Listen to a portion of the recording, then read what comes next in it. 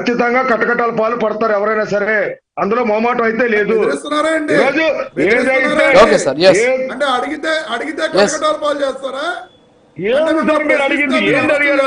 మీరు గతంలో పెన్షన్ 1000 రూపాయలు పెంచడానికి 5 సంవత్సరాలు పట్టింది మీకు. 5 సంవత్సరాలు 200 రూపాయలు పెన్షన్ పట్టింది మీకు 5 సంవత్సరాలు పట్టింది సార్. సిగ్గు తెచ్చుకోండి సార్, ఇంకా మళ్ళీ మాట్లాడుతున్నారు. సిగ్గు తెచ్చుకోండి వైసీపీ నాయకులు అడుగుతున్నా.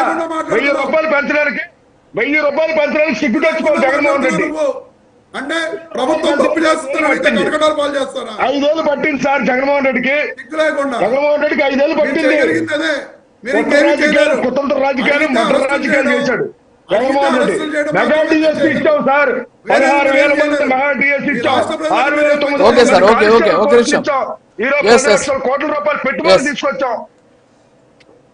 అవును, ఓకే ఓకే, వస్తాం, మళ్ళీ వస్తాను సార్. రాజుగారు ఒక క్వశ్చన్ అడిగారు. ఖచ్చితంగా ఎఫ్పిపిపి తగ్గించేసుకోవాల్సిన బాధ్యత ఉంది. తగ్గిస్తే ఇంకొంచెం ఇంకా ప్రభుత్వం మీద ఇంకొంచెం పార్షియాలిటీ ఖచ్చితంగా ఏదైతే ఉందో అది ఖచ్చితంగా పరిగణలోకి తీసుకుంటాం సార్. ఖచ్చితంగా దాన్ని పరిగణలోకి తీసుకుంటాం. Yeah okay okay, yeah Krishnanjaneyulu గారు ప్లీజ్ రియాక్ట్ అవ్వండి. ఇక్కడ మీరు గమనిస్తే అండి, ఈ ప్రభుత్వం వచ్చిన తర్వాత మొట్టమొదటిసారి అసెంబ్లీ సమావేశాల్లో ఒక వైట్ పేపర్ రిలీజ్ చేశారు. యాజ్ పర్ వైట్ పేపరు ఆ రోజున వాళ్ళు చెప్పినటువంటి చాలా స్పష్టమైనటువంటి అంశం ఏంటంటే, ముఖ్యమంత్రి ఏదైతే పీపీపీలకు సంబంధించినటువంటి విషయంలో మేము సమీక్షిస్తామని జగన్మోహన్ రెడ్డి ఆ రోజున ఎన్నికల తర్వాత 2019 ఎన్నికల తర్వాత వాళ్ళు తీసుకున్నటువంటి నిర్ణయం వల్ల ప్రజల మీద పడినటువంటి భారం ఏంటి అంటే, అప్పటి వరకు యూనిట్ ధర ₹3.87 ఉంటే దాన్ని ₹5.83 పెంచారండి. అంటే ₹1.96 ఒక్కొక్క యూనిట్కి ప్రజల మీద భారం పడింది వైఎస్ఆర్ కాంగ్రెస్ పార్టీ ప్రభుత్వ హయాంలో. ఆ విధంగా 32,638 కోట్ల రూపాయలు 5 ఏళ్లలో ప్రజల మీద భారాలు మోపారు అనేటువంటిది కూటమి ప్రభుత్వం చాలా స్పష్టంగా వైట్ పేపర్లో ఇచ్చినటువంటి అంశం. దీంతో పాటుగా రెన్యూబుల్ ఎనర్జీకి సంబంధించినటువంటి విషయంలో దాని మీద తీసుకున్నటువంటి ప్రభుత్వ అనాలోచిత నిర్ణయాల వల్ల కూడా అదనపు భారాలు పడ్డటువంటి పరిస్థితి.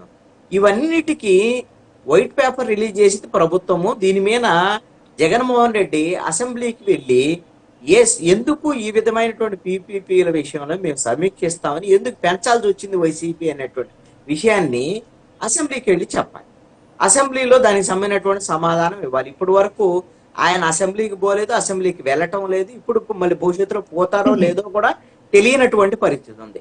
As per official document white paper ప్రకారంగా నేను చెప్తున్నా.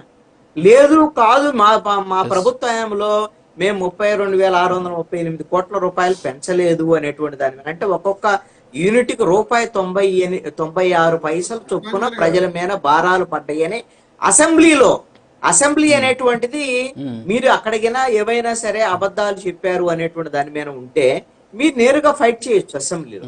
ఇదేం బయట ఒక విద్యుత్ శాఖ మంత్రి ఇచ్చేటువంటి స్టేట్మెంట్ ప్రెస్ కాన్ఫరెన్స్ కాదు కదా. నేను చెప్పేది అఫీషియల్ గా వైట్ పేపర్ కి సంబంధించినటువంటి అంశాన్ని చెప్తున్నాను. మీరు అదే విధంగా రెన్యూబుల్ ఎనర్జీకి సంబంధించినటువంటి విషయంలో కూడా మీరు ఎప్పుడైతే ₹2.49 మీరు ఒప్పందం చేసుకున్న తర్వాత దానికి సంబంధించినటువంటి విషయంలో కూడా ట్రాన్స్మిషన్ ఛార్జెస్ దీనికి సంబంధించినటువంటి కలిపితే